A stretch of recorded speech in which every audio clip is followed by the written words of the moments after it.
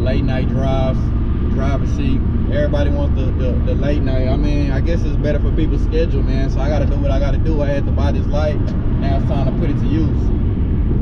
It's a lot of bullshit going on in the city. A lot of drama from all angles. This is just like one, you know, small, I ain't gonna say small beat, but this one been lingering. It's Yella Beezy versus Mo3. I mean, I ain't gonna tell you the history. It's all over YouTube. Go do your Googles, your research if you just living under a rock.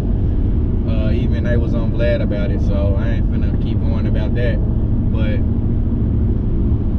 hold up now. Oh, no. So yeah, so basically, man, shit. Rainwater, he's been a guy that's been behind Mo3, so now they almost synonymous. When you think of one, you thinking of the other. I just need to know how much credit do we give Rainwater for Mo3 success. You know what I'm saying? That's something I gotta get to the bottom of. This interview was already slated, already scheduled before any of the other extracurricular activities. You know what I'm saying? Just him as a manager and a person behind the scenes. This is what my show is based off. You know, people that's behind the scenes making moves. He was one of the, you know, people that I had to reach out to. But now that we got this going, I know y'all want to get to it, so I'm finna do a vehicle change, man. Y'all haven't ever seen me do this. Me and my whip, then go to another whip. So yeah, that's how we gonna do it. I got Rainwater live on the driver's seat, man. 83. Fourth quarter already. That's some whole ass shit. Man, I got the man of the hour, man. Rainwater on the driver's seat, man. What's up with it, man? What's up In the back of the bag, man. Yeah. Special edition. You know what I'm saying? It's some shit I ain't did yet. I ain't gonna cap to you. Being chauffeured around. So I appreciate that. But shit, before we get into, you know, everything everybody wanna know, man, I kinda wanna rewind.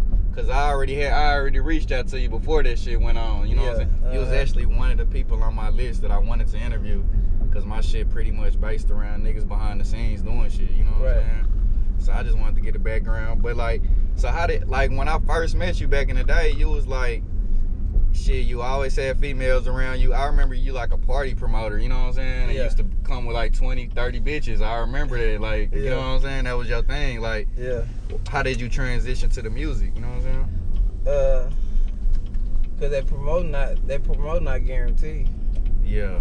So, you know, you can spend your whole week, we can go pay for orders and lose all your money. Yeah. So I wanted to be the person that promoters paid for the orders. Damn. You know what I'm saying? I wanted to switch my position up, because I used to pay all this money to an order. I booked Webby twice. Yeah. 13,000 each show. Shit. And lost every time. So I wanted to be the person that take the money from the for the artist, not the person that give the money to the artist. Damn, was the party at least memorable? Like, did people have a good time and shit? Man, I lost. Like, it was all kind of packed. I was worried about having a good time than making the money. Yeah, exactly. I had to switch up my hustle. Yeah. So was Mo3 your first artist as soon as you wanted to get into the music? Or you had somebody before that? Like, was there some other people? You know what I'm saying? Now, I before in between the promoting, I was booking shows for a lot of artists. It's like I started a booking agency.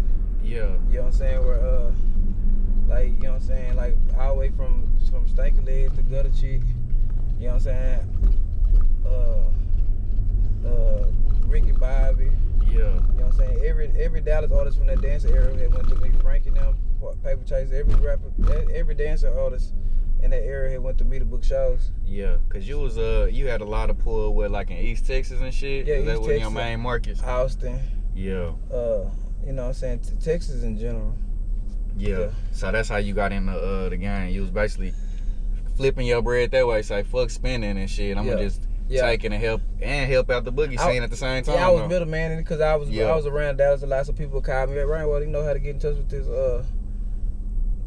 these artists. Yeah. You know what I'm saying? And so I put my $1,000 on top. Damn. And that's how I got in the game. And damn, that shit's smart. And after that I realized when them artists went down here, all my money stopped. Exactly, because it was a long dry spell, I'd say, really, between the boogie movement and really Mo3. Like, it was a good, what, 4 years? The years I was in jail, the years I was in house arrest. Oh, okay. It was like a dry spell. Yeah. Damn, so nigga could damn near say you was kind of the glue that was holding that shit together, shit. Yeah, I was reading why people getting big show money right now. Yeah. You know what I'm saying? When I got out of jail, everybody was at 2,500. Yeah. Now, I know 2 artists right now that's over 15,000 in the city. In the city, that ain't never been done.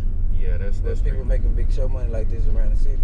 Yeah, that's definitely unprecedented, man. Cause I feel like we never really had them stars. You know what I'm saying? Like we just had like a little scene, but nobody was really no star, or nobody was really looked at till like Mo3 came around with this new movement. You know what I'm saying? Yeah. Did you already have a relationship with him before you got in trouble and shit? Or? Nah, I never met him. I met him when I was on house arrest.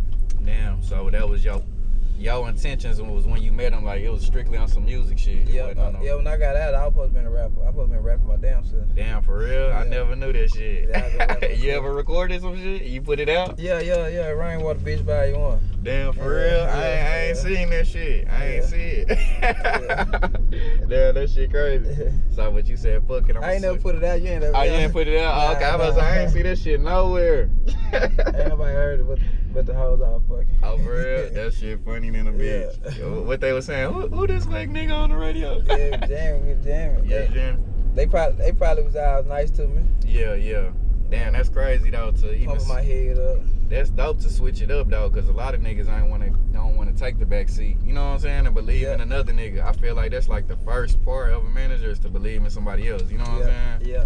And you really ain't gonna put your all into it unless you believe in a nigga. You know what I'm saying? Believe in it, Yeah. So is that what it was? You seen it? Was it like before the big record? I forgot the name of the first one. That remake. Hold Your Tongue? Yeah, Hold Your Tongue. Nah, he already had it. Oh, he already had it. Like, yeah, he already had it. It was like at 30,000 views. I'm like, damn, this nigga here go hard. Yeah. And so shit, I just took that and ran with it. Yeah. You know what I'm saying? He ain't really had nobody around him yet. But his homeboys and stuff, I just took that and ran with it, like just to see the talent in him. He can sing, rap. Yeah. You know what I'm saying? So, and he was funny. He was a people person. Yeah. You know what I'm saying? It ain't all about the rapping no more. At all. You gotta be an entertainer. Yeah, that's one thing I noticed, cause it was a stretch there. I felt like Mo3 really wasn't even dropping on music. It probably was due to some legal shit. Yeah. But he was entertaining people. He was still able to, you know what I'm saying? Yeah, it's all about entertainment. Hold people attention and shit. Yeah. And shit, when y'all went from there, I guess like, was it your idea to kind of like separate them from the DFW? Cause I do remember at first it was like, you know, this Dallas versus everybody thing. He was one of the people, but then from after that, it was pretty much like Mo3, and then you got the rest of the DFW. Like, was that part of like your idea of being on his team now? Nah. I mean, that's how it all separated. It just genuinely that way. You gotta think about like you know, like the baddest bitch in the schoolhouse don't be with the regulars no more. She built her own camp because a lot of people can't gravitate to what she got going on. Yeah. And so sometimes good talent make people nervous and not want to be around it. Yeah. You know what I'm saying? So it wasn't really y'all decision. You feel like it was just a lot of the people in the city, man. Yeah. They feel like they been grinding for so long, and this nigga come out of nowhere. Yeah. You know what I'm saying? With real deal talent, though. Yeah, real deal talent. We was making $10,000-$20,000 off selling CDs out the trunk. Man, I believe that just because of that. I remember it haven't been too many people with a street following like that. Yeah.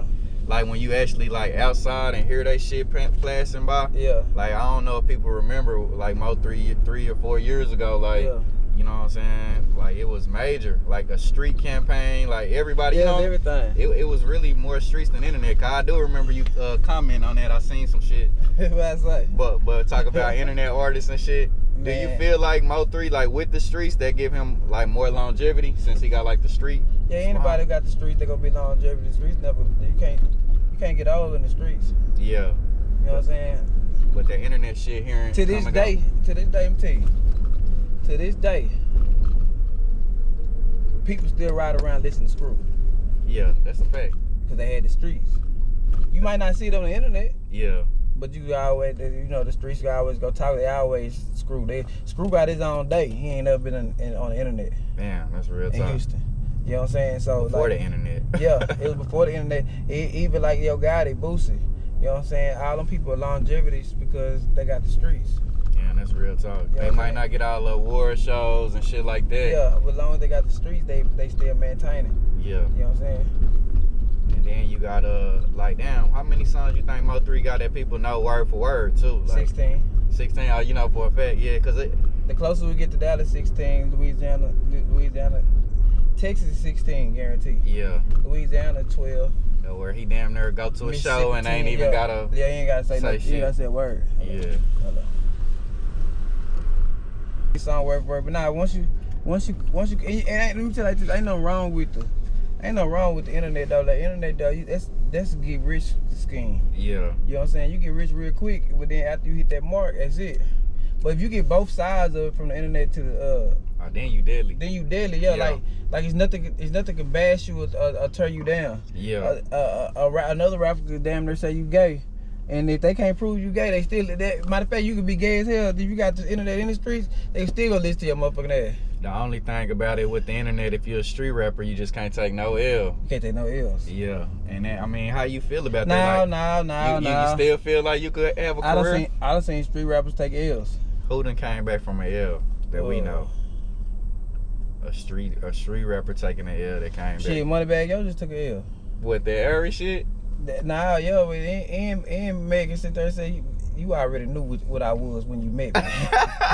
That wasn't no L. That's an L. Your bitch was a hoe and you couldn't control that hoe.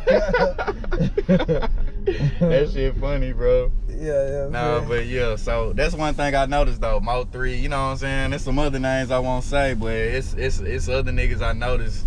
That streets is such a big deal, bro. It's a staple, you know what I'm saying? But I haven't really seen nothing like that since Mo3. Like, is it anybody else on your radar you thought about working with or want to work with? Nah, I've been looking for them. I've been looking for them. Yeah. They can have their own sound. Oh, you got your own sound, it's good. Yeah, because that's one thing I noticed. Like, even sometimes with more artists and managers, like, once you manage one artist, sometimes the artist could get salty if you trying to, you know what I'm saying, add more, but you only getting, you know, a certain percentage, so you gotta do more, you know what I'm saying? More, yeah. Nah, once you I've been looking though for unique artists that with their own. But you ain't seen one this whole time. Not from Dallas. Yeah, but it's some other cats maybe out of town we might get to see you work with. Yeah, I hope so.